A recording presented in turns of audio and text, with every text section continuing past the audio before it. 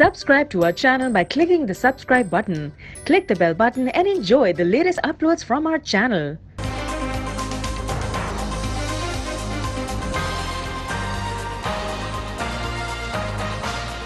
अस्सलाम वालेकुम, voice of Washington से मैं हूं सारा जमान। आप देख रहे हैं व्यू 360। क्या अमेरिका को शिमाली कोरिया से ज्यादा पाकिस्तान के जौहरी हथियारों की फिक्र करनी चाहिए? साबिक अमेरिकी सेनेटर लैरी प्रेसलर तो ऐसा ही कह रहे हैं।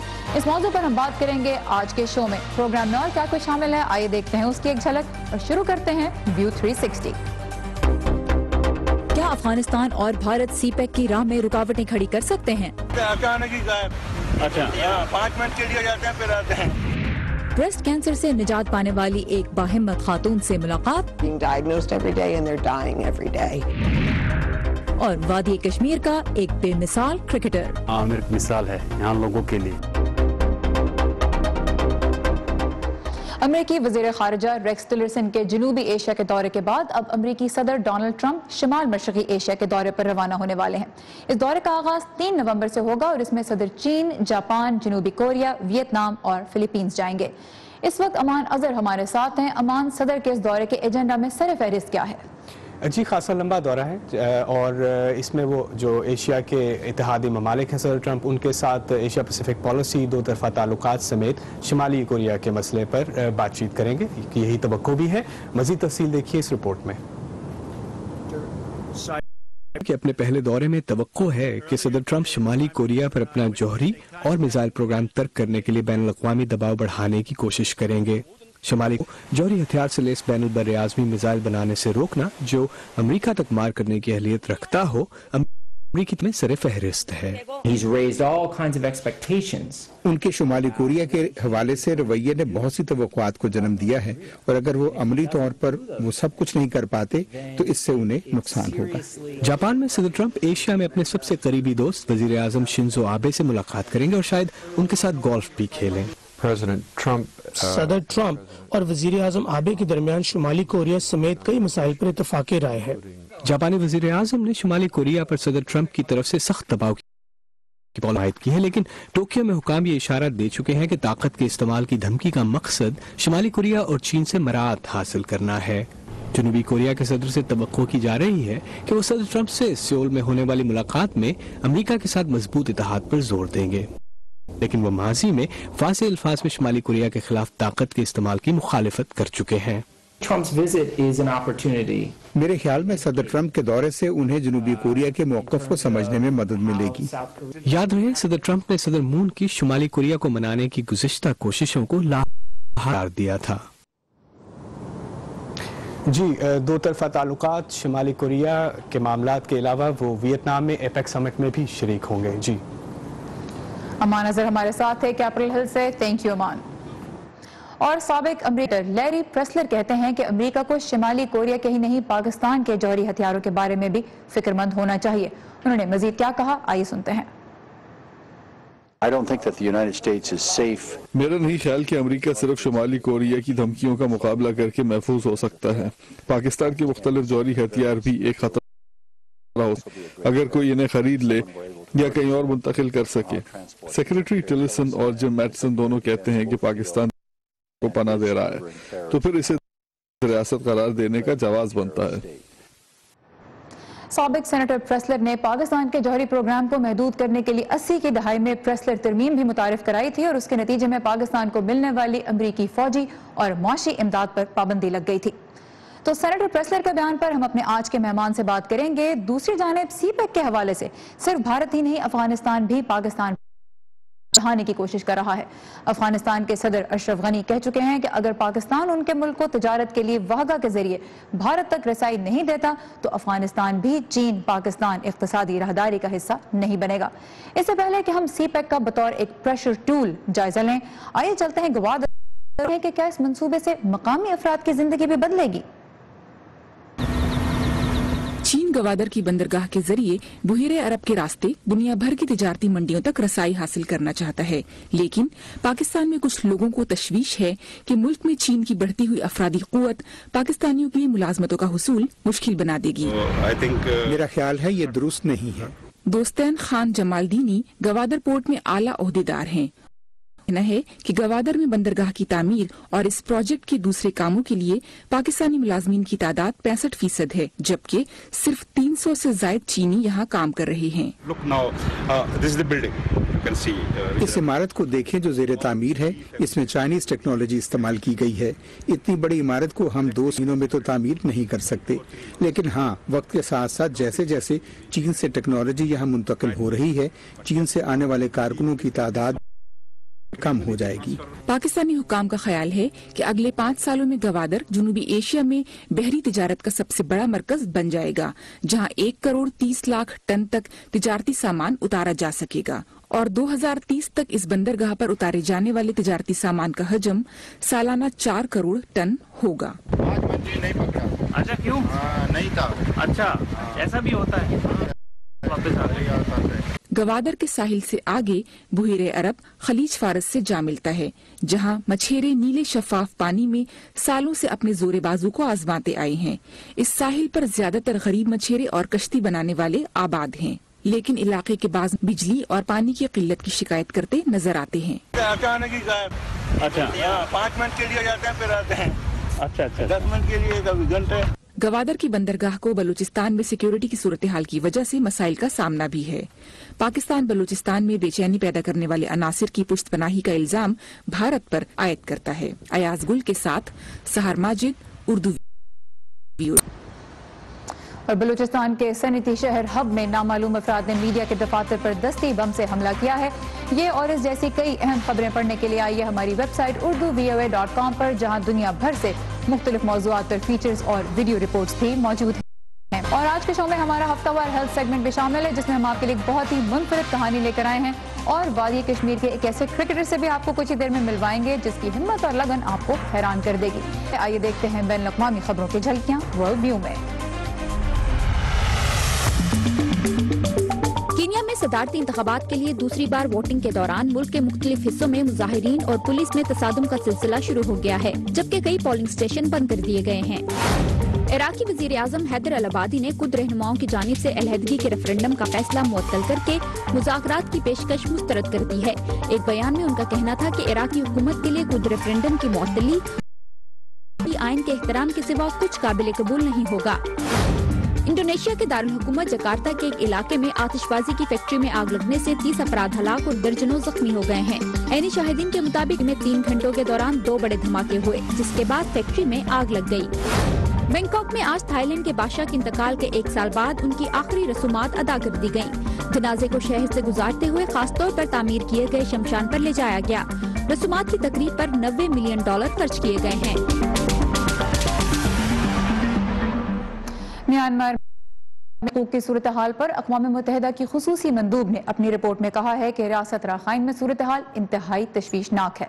दूसरी जानिब अमरीकी अरकान कांग्रेस ट्रंप इंतजामिया पर जोर दे रहे हैं कि वो म्यांमार में रोहिंग्या मुसलमानों के खिलाफ होने वाले मजालिम को नस्लकुशी करार दे और म्यांमार की जानिब अपनी पॉलिसियों पर नजर करे।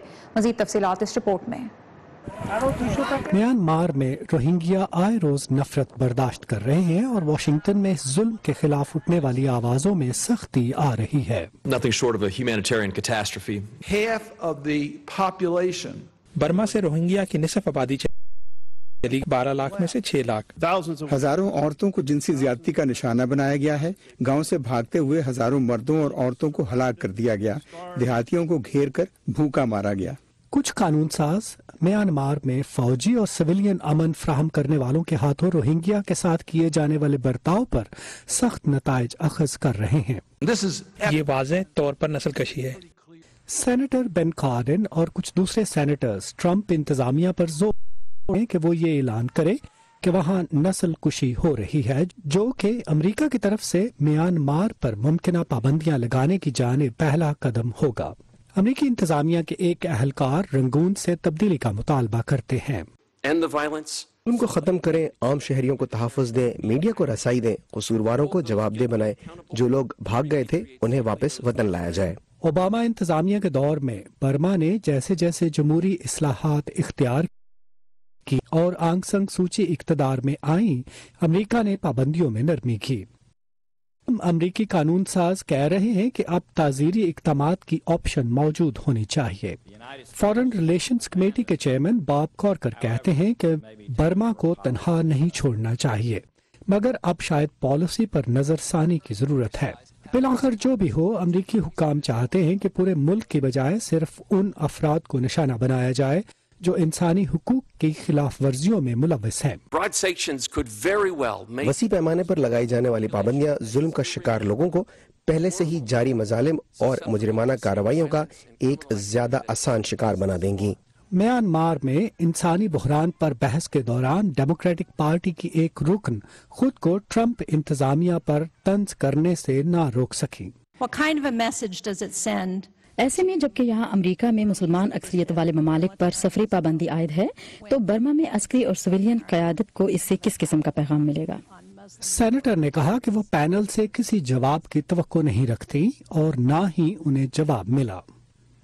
مائیکل بومن کے ساتھ ندیم یعقوب، اردو VOA.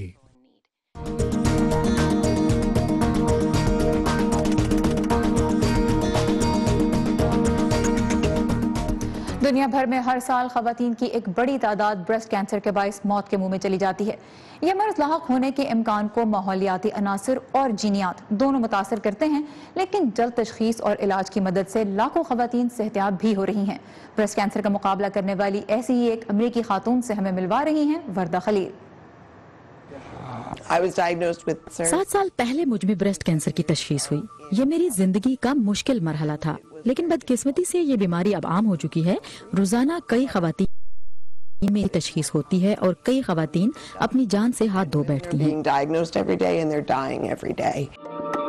عالمی ادارہ صحت کے مطابق دنیا بھر میں ہر سال 15 لاکھ سے زائد خواتین میں چھاتی کے کینسر کی تشخیص، جبکہ یہ خواتین میں پایا جانے والا سب سے عام کینسر بھی ہے.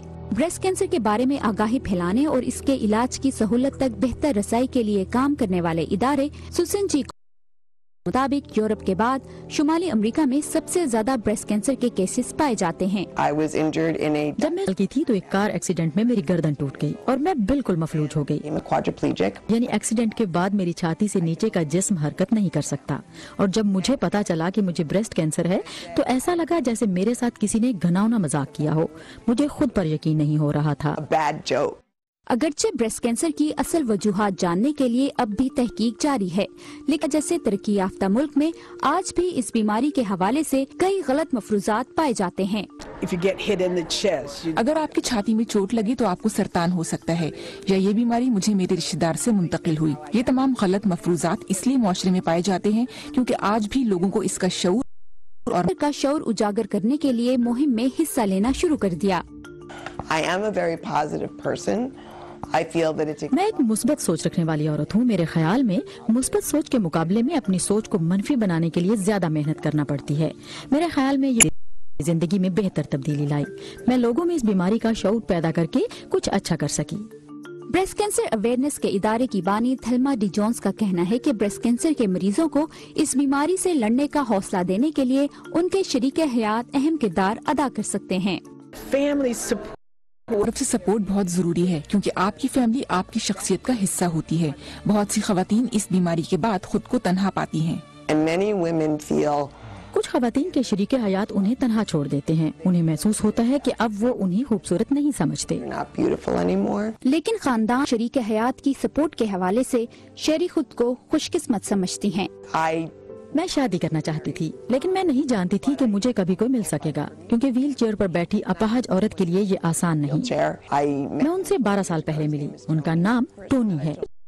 بریسٹ کینسر کی تشخیص ہوئی تو میں نے سب سے پہلے ٹونی کو بتایا. وہ میری گود میں سر رکھ کر رونے لگا اور اس نے کہا مجھے پرواہ نہیں کہ تم اس بیماری کے بعد کیسی دکھتی ہو. تم جیسی بھی ہو مجھے تم سے محبت ہے. وردہ خلیل، اردو VOA، واشنگٹن. ہم نے سی پیک کو ایک پریشر ٹول کے طور پہ استعمال کرنے کے بارے میں بات کرنے کی آپ سے وعدہ کیا تھا، اور اس کے علاوہ ہم نے پاکستان کے جوہری ہتھیاروں کے بارے میں جو امریکی سینیٹر پریسلر کے خدشات ہیں وہ بھی آپ کو سنوائے. اس وقت ہمارے ساتھ واشنگٹن کے تحقیقی ادارے United States Institute of Peace میں ایشیا پروگرام کے associate vice president Moeed Yusuf. Moeed, welcome to view 360. Afghan صدر نے سی پیک سے علیحدہ ہونے کی دھمکی دی کل بھارت میں ہی، اور بھارت کا یہ موقف ہے کہ یہ راہداری متنازع علاقوں سے گزرتی ہے. کیا سی پیک ایک پریشر ٹول بنتا جا رہا ہے یا پاکستان عملی طور پر ان ملکوں کے خدشات دور کر سکتا ہے؟ جی شکریہ سارا. دیکھیے بات یہ ہے کہ اس وقت جنوبی ایشیا میں جو ایک وہ جیو اسٹریٹجی کا معاملہ ہوتا ہے اس میں بڑی واضح دراریں آ رہی ہیں. ایک طرف چین اور پاکستان اور یہ سی پیک کا معاملہ ہے، دوسری طرف آپ دیکھ رہی ہیں کہ ہندوستان، امریکہ، افغانستان ان کی ایک الائنس اسٹرکچر ہے. تو اس وقت خدشات اتنے بڑھ گئے ہیں. امریکہ پاکستان کے تعلقات میں ایک تفریق ہے، بڑی ہے، ایک مسٹرسٹ ہے، وہ میرے نزدیک ختم نہیں ہونے والا. اگر وہ ختم نہیں ہونا تو افغانستان اور پاکستان کے جو معاملات ہیں ان میں جو کشیدگی ہے وہ بھی میرے نزدیک موجود رہے گی. تو اس میں پھر سی پیک جو ہے وہ ایک اسٹریٹجک ٹول بن جاتا ہے دونوں سائڈز کے لیے. حالانکہ میرے نزدیک امریکہ جو ہے بڑی محنت سے بات کرتا رہا ہے کہ وہ سی پیک کے خلاف نہیں ہے، لیکن اب افغانستان نے ایک سٹیٹمنٹ افغانستان کے صدر نے دی، میٹس صاحب نے بھی پہلے ایک سٹیٹمنٹ دی تھی، تو وہ خدشات اس کی وجہ سے بڑھتے ہیں. اور پھر کیونکہ وہ الائنس سٹرکچر پہلے ہی اس طرح بن رہے ہیں تو اس سے لگتا ہی ہے کہ یہ ایک سٹریٹجک جو ہے ٹسل کا حصہ بن گیا ہے سی پیک، بجائے اس کے کہ صرف ایک اکنامک کنیکٹیوٹی کا معاملہ رہے. اچھا یہ بتائیے، امریکی سینیٹر لیسلر نے وائس آف امریکہ سے بات کرتے ہوئے کہا کہ امریکہ کو شمالی کوریا سے زیادہ تو پاکستان کے جو جوہری ہتھیار ہیں ان کی فکر کرنی چاہیے کیونکہ وہ فروخت ہو سکتے ہیں، کہیں منتقل ہو سکتے ہیں. کیا سینیٹر پریسلر کے یہ خدشات درست ہیں؟ دیکھیے یہ بات کوئی نئی نہیں، بہت پرانی، بہت دیر سے یہ بات بارہا ہو رہی ہے. نیوکلیئر ویپنز جو کا جو ٹیررزم کا معاملہ ہے یا لوز نیوکس جن کو کہتے ہیں، یہ اتنا کوئی اس طرح کا معاملہ نہیں ہے کہ کوئی آیا کسی نے کہیں سے کوئی مواد جو ہے وہ چوری کیا اور وہاں سے نکل گئے. پاکستان کے کم از کم حوالہ جو پاکستان کی جو بات ہے اس میں بہت دیر سے اور بہت وقت سے اس پہ کام ہو رہا ہے. دیکھیے کوئی بھی 100% یہ بات نہیں کر سکتا کہ جی یہ معاملہ اس طرح خراب کبھی نہیں ہوگا، لیکن بہرحال جو پروٹوکولز جو انہوں نے امپلیمنٹ کرنی ہے اس میں کافی حد تک اب یہ نظر آتا ہے کہ یہ معاملہ بہت مشکل ہے. لیکن جب تک دہشت گردی رہے گی، جب تک یہ خدشات رہیں گے کہ پاکستان کا پورا کنٹرول جو ہے سرحدوں کا وہ پاکستانی ریاست کے پاس نہیں ہے، یہ بات ہوتی رہے گی. اس کو کوئی اس کا طریقہ نہیں ہے اس کو ختم کرنے کا، اور پاکستان کو پوری کوشش کرنی ہے کہ وہ کوئی بھی ایسی بات نہ ہو جس سے یہ لگے کہ کوئی اس کول کوئی کمزوری ہے. پاکستان کی جو لیڈرشپ ہے، چاہے سویلین ہو چاہے ملٹری لیڈرشپ ہو، ان کا تھرو آؤٹ یہی موقف رہا ہے کہ پاکستان کے نیوکلیئر ویپنز انتہائی سیف ہیں اور جو گائیڈ لائنز ہیں ان کو پوری طرح سے فالو کیا جا رہا ہے. تو یہ کسی کو فکر مند ہونا ہی نہیں چاہیے. تو جہاں تک سرحدوں کی بات آتی ہے وہ اس کو سرحدوں سے سیپریٹ کر کے اس کا ذکر کرتے ہیں. دیکھیے ظاہری بات ہے پاکستان کے جو لیڈرشپ ہے یا پاکستان کے جو عہدیدار ہیں وہ تو یہی بات کریں گے کہ کسی کو فکر نہیں ہونی چاہیے. ظاہری بات ان کے وہ جوہری ہتھیار ہیں، وہ نہیں چاہتے کہ دنیا جو ہے بار بار نکتہ چینی کرے، لیکن بہرحال دنیا نکتہ چینی کر رہی ہے. حال اٹھتے ہیں، پہلے سے کم اٹھتے ہیں لیکن اٹھتے ہیں، اور اگر اٹھتے ہیں تو پھر جو بھی چیز کی جا سکتی ہے. دیکھیے اس میں صرف پاکستان یا امریکہ یا آپ نے نارتھ کوریا کی اگر بات ہو وغیرہ، یہ ان ممالک کا صرف فائدہ نہیں ہے جن کی بات ہو رہی ہے، پوری دنیا کی سٹیبلٹی اور جو ایک امن ہے وہ اس پہ انحصار ہے. اس کا اگر کوئی نیوکلیئر ٹیررزم جیسی چیز ہو جاتی ہے تو اس کا نقصان صرف ایک خطے کو یا ایک ملک کو تو نہیں، وہ تو تمام دنیا کو ہے. تو یہ بات بالکل درست ہے، میں مانتا ہوں کہ بغیر وجہ کے نکتہ چینی ہونی چاہیے، لیکن یہ سوالات اٹھتے ہیں، اس لیے ہر ملک کو، میں صرف پاکستان کا نہیں، اس میں آپ باقی تمام ممالک کو بھی شامل کر لیں. بڑا ضروری ہے کہ ایک عالمی کوشش کی جائے اور ایک گلوبل کمیونٹی کے طور پہ مل کے اس معاملے کو 0% پاسبلٹی پہ لایا جائے. اچھا دوسری بات جو سینیٹر پریسلر نے کہی، آپ مجھے اس کا بریف لے کر رسپانس دیں کہ پاکستان کو انہوں نے کہا کہ دہشت گرد ریاست قرار دینے کا جواز بنتا ہے کیونکہ جم میٹس اور ریکس ٹیلرسن کہتے ہیں کہ پاکستان میں دہشت گردوں کے محفوظ ٹھکانے ہیں. کیا ٹرمپ انتظامیہ کے یہ جو عہدیدار ہیں ان کو ایسی کوئی سفارش کرنی چاہیے موجودہ حالات کو دیکھتے ہوئے؟ سفارش کس چیز کی کہ پاکستان کو ایک دہشت گرد سٹیٹ قرار دیا جائے؟ دیکھیں میرا کم از کم اس پہ موقف بڑا واضح رہا ہے بہت دیر سے. افغانستان میں امن نہیں آ سکتا جب تک پاکستان اور امریکہ مل کے کام نہ کریں, چاہے کسی سے ناراضگی ہے نہیں ہے. اگر پاکستان کا خیال ہے کہ امریکہ کے بغیر وہ کوئی حل نکال سکتا ہے تو بالکل غلط ہے.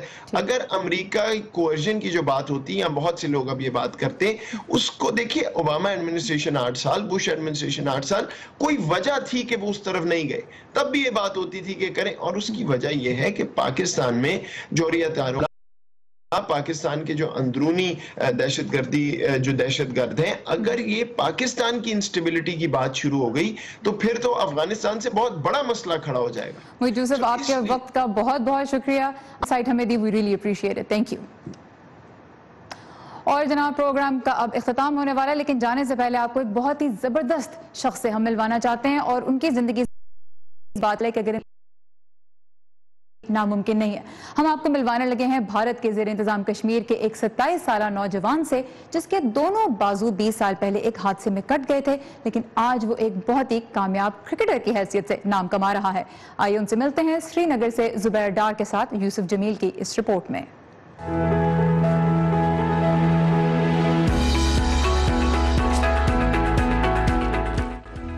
27 سالہ عامر حسین لون دونوں بازوں سے محروم ہے. انہوں نے انہیں 1997 میں پیش آئے ایک حادثے کے دوران گنوا دیا تھا, لیکن انہوں نے ہمت نہیں ہاری, بلکہ ہمت سے نہ صرف زندگی کی گاڑی کو آگے بڑھایا بلکہ اپنے شوق کو پروان چڑھانے کے لیے تگدو کرتے رہے.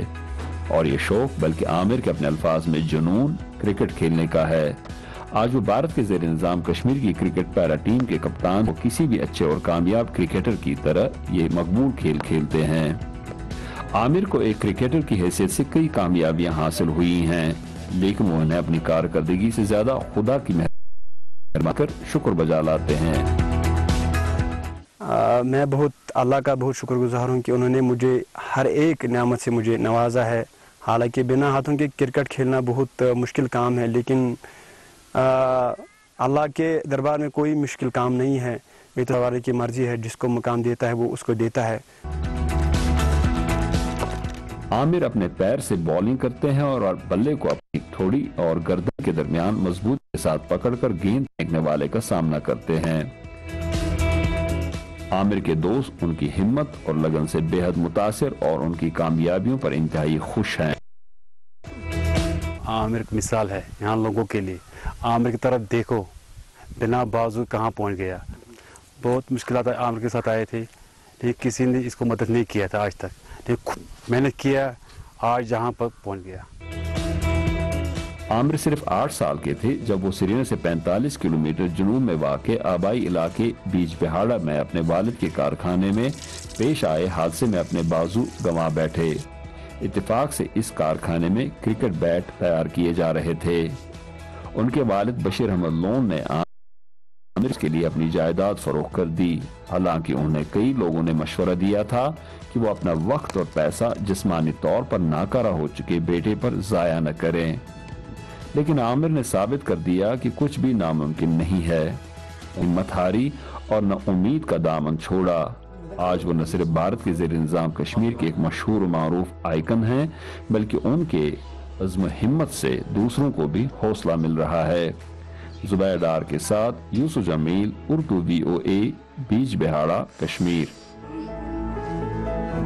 عامر کی کہانی میں نے آپ سے کہا تھا کہ بے مثال ہے, واقعی انبیلیویبل سٹوری ہے, اور اس سے یہ بات ایک مرتبہ پھر واضح ہو جاتی ہے کہ اگر انسان مثبت سوچ رکھے تو بہت کچھ زندگی میں اچیو کر سکتا ہے رکاوٹوں. اگر آپ بھی کسی ایسی انسپائرنگ کہانی کے بارے میں جانتے ہیں تو ہمیں ضرور بتائیے. یہ تھا ہمارا آج کا ویو 360. آپ کی آئیڈیاز اور فیڈ بیک کا ہمیں انتظار رہے گا. اس کے لیے آئیے facebook.com/VOA اردو پر, اور ہمارا ٹویٹر ہینڈل ہے @UrduVOA. سارا زمان کو اجازت دیجیے. خدا حافظ.